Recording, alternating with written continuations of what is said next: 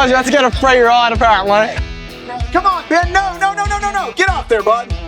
It's everything they teach you not to do when you're learning to fly is what I go and do. It's a lot of work to fly that badly and not tear anything up.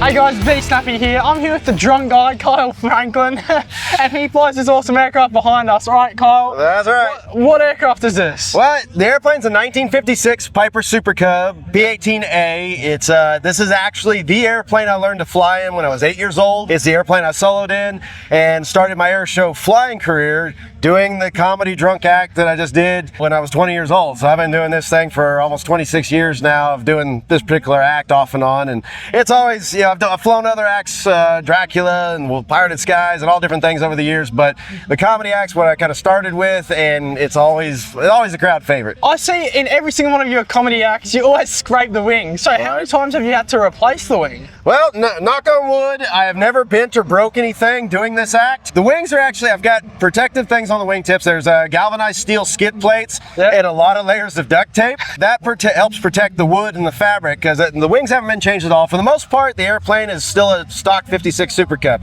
We have overhauled the engine, and the engine, we went from 150 horse to 181 horse. Still original Lycoming 0320 in it, but otherwise, other than the engine, everything else still stock. And but the duct tape really helps a lot, especially I generally have to move the plates out because after grinding them down, I have to move them out about every 2 years, but sometimes I can get so many layers of duct tape there it never even gets to the plates. But so you're flying with duct tape on the wings to protect the wing. Yeah, but you still have to be careful on how hard you hit them, the angles you hit them, because when I do drag those wings, it can try to grab and nose you in, or if you come down and hit them too hard, you can easily bend the spar on the wing. Right in here, these are Ziploc bags full of flour, and these are very high-tech special effects.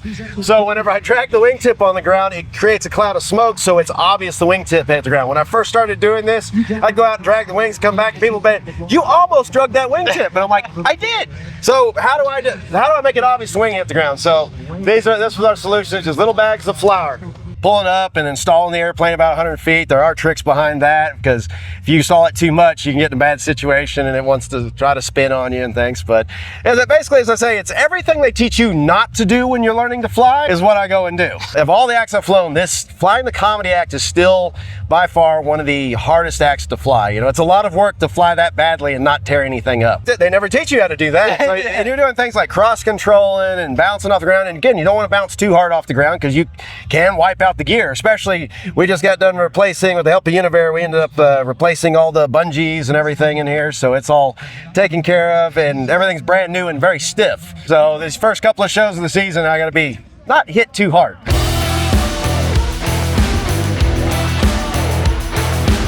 How aerobatic really is a Super Cub?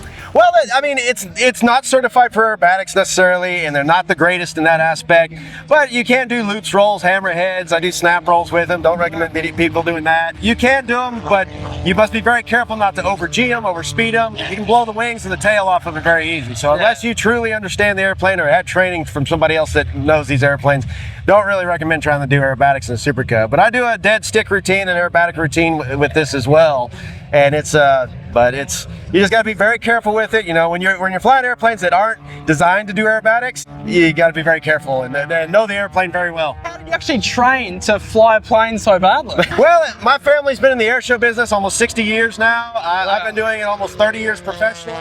Grew up around it, and of course my father was legendary Jimmy Franklin. He's the one that taught me to fly in this airplane, and a lot of the things that he was teaching me, between getting up on one wheel, going down the runway, switch wheels, up off the ground, back there, all the things that he taught me just to get used to the airplane and be able to fly the airplane are all very similar to what I do in the comedy act. It's kind of hard to go out and practice doing that, which I practiced for many years trying to do that, but to actually go out and do it, I have to get in the costume and switch over. Okay, comedy mode. I'm Benoit Nosky, you know, it's like acting. You have to get in the part and play the part to fly the part.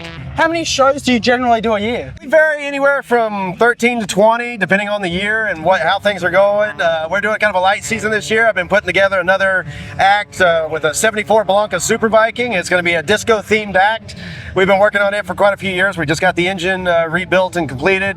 So we'll hopefully have that back out, but I needed more time to work on it. So we're not doing as many shows this year, but last year we did 17, 18 shows. We go, you know, in the States, we go East Coast, West Coast, North and South. So I'm dumb and do this for a living. So, you know, I always say it's a hard way to make an easy living. The flying's the easy part, the fun part. Everything else in between, not as much. Because I'm the mechanic, the truck driver, because we actually do, my loving wife Liz, we take this airplane apart and goes in a trailer and we truck it from show to show. So we actually disassemble and truck it from show to show. It also makes it a lot easier because I've got a 2-year-old daughter. She travels with us as well. So we're in a little motor home that we can travel with, and it works really well. And of course, my wife is the one that sets up the act. She's a pilot as well. We met because of this airplane. We met at Oshkosh, and she came down and did some flying with me in this airplane, and that's how we met. So again, airplane's very important to us.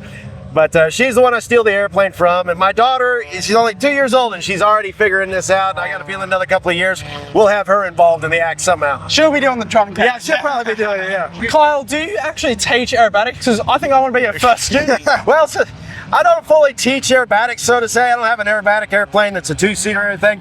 I do teach what I consider advanced stick and rudder skills. I don't teach from scratch. I don't teach you how to fly. There's plenty of people out there that can do that. But generally once people get the license, generally try to get them a tailwheel endorsement, and then it's like, okay, you've got all that, you understand that, now I'll teach you how to be a real pilot. So many pilots, they're afraid of the airplane, they don't understand what it can and can't do.